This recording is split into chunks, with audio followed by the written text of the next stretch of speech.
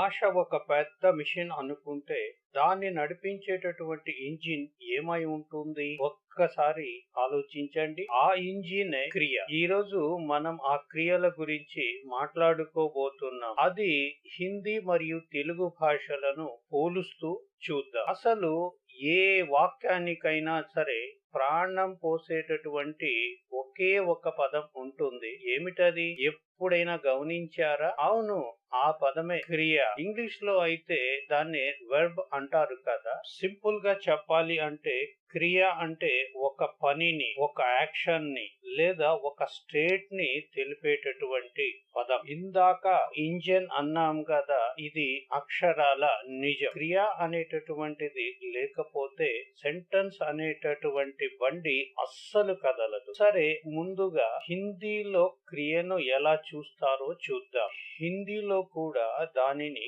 క్రియ అనే పిలుస్తారు. ఇది చూడండి, హిందీ భాషలో क्रिया యొక్క डेफिनेशन। क्रिया वह शब्द है जो किसी काम के होने, करने या होने की स्थिति को बताता है। భలే ఉంది కదా. దీని మీనింగ్ చాలా సింపుల్ అండి. ఏ పదము అయితే ఒక పని జరుగుతుంది అని గాని, చేస్తున్నారు అని గాని, లేదా ఆ పని యొక్క స్థితిని చెబుతుందో అదే క్రియ అన్నమాట. కొన్ని ఎగ్జాంపుల్ చూస్తే మనకు ఇంకా క్లియర్ గా అర్థమవుతుంది. ఫస్ట్ ది రామ్ ఖాతా హై అంటే రామ్ తింటాడు. ఇక్కడ యాక్షన్ ఏంటి?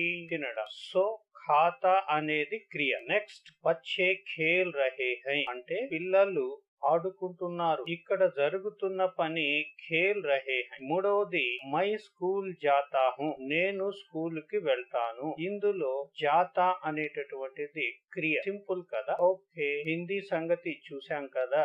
ఇప్పుడు మన తెలుగు భాష గురించి చూద్దాం. ఆసక్తికరమైన విషయం ఏమిటంటే తెలుగు భాషలో కూడా దీనిని క్రియ అనే అంటారు. ఇక్కడ డెఫినేషన్ చూడండి. హిందీ భాషలో చెప్పినటువంటి ఆ నిర్వచనానికి ఎంత సిమిలర్ గా ఉందో. క్రియ అనేది వాక్యంలో జరుగుతున్న పని, చర్య లేదా స్థితిని చెప్పే పదం. చూసారా, బేసిక్ గా కాన్సెప్ట్ అయితే ఒక్కటే. మరి తెలుగులో కొన్ని ఉదాహరణలు చూద్దామా? ఫస్ట్ వన్, రామ్ తింటున్నాడు. ఇందులో పనిని చెప్పే పదం తింటున్నాడు. రెండవది, పిల్లలు ఆడుతున్నారు. ఇక్కడ యాక్షన్ వర్డ్ ఆడుతున్నారు. ఇక ఫైనల్ గా నేను స్కూల్ కు వెళ్తాను. ఇందులో వెళ్తాను అనేదే మన క్రియ. సరే, ఇప్పటిదాకా మనం విడివిడిగా చూసాం. ఇప్పుడు రెండు భాషలను పక్క పక్కనే పెట్టి పోలిక చేస్తూ చూద్దాం.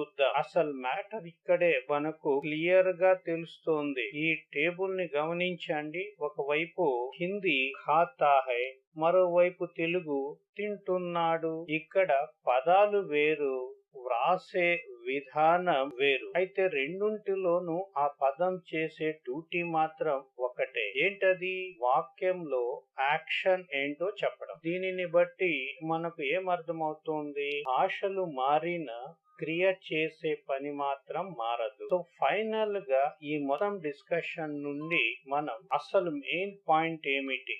చాలా సింపుల్. క్రియలు అంటే యాక్షన్ వర్డ్స్.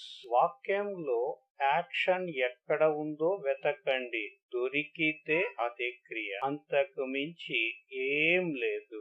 చాలా బేసిక్ రూల్. ఇదంతా చూశాక నాకు ఒక ఆలోచన వస్తుంది. మరి ఈ క్రియల్లాగే ప్రపంచంలోని ప్రతి భాషలోని కామన్ గా ఉండేటటువంటి యూనివర్సల్ రూల్స్ ఏమైనా ఉన్నాయి అంటారా? ఏమంటారు? ఒక్కసారి దీని గురించి ఆలోచించండి.